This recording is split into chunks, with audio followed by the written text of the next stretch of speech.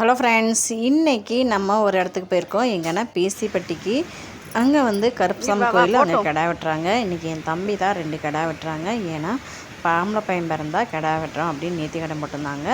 ஆனால் அந்த ஊரில் வந்து ஒரு யாராக இருந்தாலுமே அங்கே குழந்த பிறந்தவங்க வந்து கிடா வெட்டணும். எந்த குழந்தையாக இருந்தாலும் சரி. வெளியூரில் வந்து எல்லாருமே இது ஒரு பொது கோயில், ஊர் பொது கோயில் தான். ஃபஸ்ட்லாம் நாங்கள் 3 ஆறை கடந்து தான் போவோம். இப்போலாம் பார்த்தோம்னா பாலம் மாதிரி போட்டாங்க. எந்த பயமே இல்லை. அழகாக இருந்துச்சு, இயற்கையாக இருந்துச்சு. ஃபுல்லாமே பார்க்குறக்கு அவ்வளோ அழகாக இருந்துச்சு. அதுக்கடுத்து கிடாலாம் பயங்கரமாக வெட்டிகிட்ருக்காங்க. எங்கள் அப்பா, எங்கள் அக்கா பிள்ளைங்க, எங்கள் அக்கா வீட்டுக்காரு, எங்கள் அத்தை, தம்பி ஒய்ஃபு எல்லோரும் வெட்டிகிட்டு இருந்தாங்க. நமக்கு அங்கே வேலை இல்லைன்னு சொல்லிவிட்டு சமையல் செய்கிற இடத்துல வந்து, அக்கா நீங்கள் என்ன ரெடி பண்ணிகிட்ருக்கீங்களா, என்னென்ன ரெடி பண்ண போகிறீங்க அப்படின்னு என்னென்னு கேட்டேன். அதுக்கு சொன்னாங்க மட்டன் குழம்பு, மட்டன் சுக்கா, சிக்கன் கிரேவி, சிக்கன் வறுவல் அப்படின்ட்டு. இதெல்லாம் செய்ய டைம் பற்றிக்குருமாக்கா அப்படின்னு கேட்டேன். இப்போ சிக்கன் பொரிச்சிட்ருக்கோம்ப்பா. அதுக்கடுத்து பார்த்தோன்னா சாப்பாடெலாம் இறக்கிட்டோம், ரசம் வச்சுட்டோம். இப்போ வந்து கறி மட்டும் வெட்டி கொடுத்துட்டாங்கன்னா எங்களுக்கு அடுத்து வச்சுருவோம். அதேமாதிரி சிக்கன் கிரேவியும் ரெடி ஆகிடுச்சு. மட்டன் மட்டும் ரெடியாகி வந்துச்சுன்னா மட்டன் சுக்காவும் மட்டன் குழம்பும் நாங்கள் ரெடி பண்ணிடுவோம் அப்படின்னு சொன்னாங்க.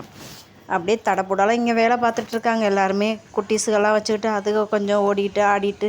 எங்கள் பாப்பா வந்து தம்பி வச்சுருக்கான். இதுதான் எங்கள் தம்பி, எங்கள் தம்பியோட பையன். அந்த இயற்கை இடம் செம்மையாக இருந்துச்சு. இந்த இடம் அங்கேயே வந்து நமக்கு தேவையான ஜாமான் எல்லாம் வாங்கிக்கலாம். வட்டகை, சேரு, நமக்கு என்னென்ன சமையலுக்கு தேவையானது எல்லாமே வாங்கிக்கலாம். அதுக்கடுத்து கறியெல்லாம் வெட்டி முடிச்சிட்டாங்க ஒரு வழியாக. அந்த துண்டு போட்டிருக்கவர் தான் எங்கள் அப்பா. எங்கள் அப்பாலாம் நல்லா உழைப்பாளி. அவர் வந்து இப்போ என் அம்மாவுக்கு கொஞ்சம் உடம்புக்கு முடியலன்றனால இப்போ வந்து அம்மாவை பார்த்துட்டு இருக்காங்க. அதுக்கடுத்து இப்போ கறியெல்லாம் கொஞ்சம் என்ன செஞ்சாங்கன்னா உப்பு போட்டு மஞ்சள் போட்டு நல்லா கழுவிட்டு கொடுத்தாங்க. சமையல் வேலை அங்கே ஆகிட்டுருக்கு.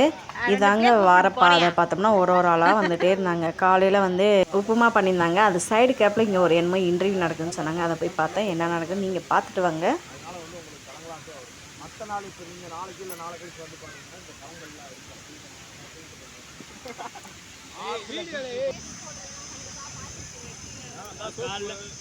காலைல வந்து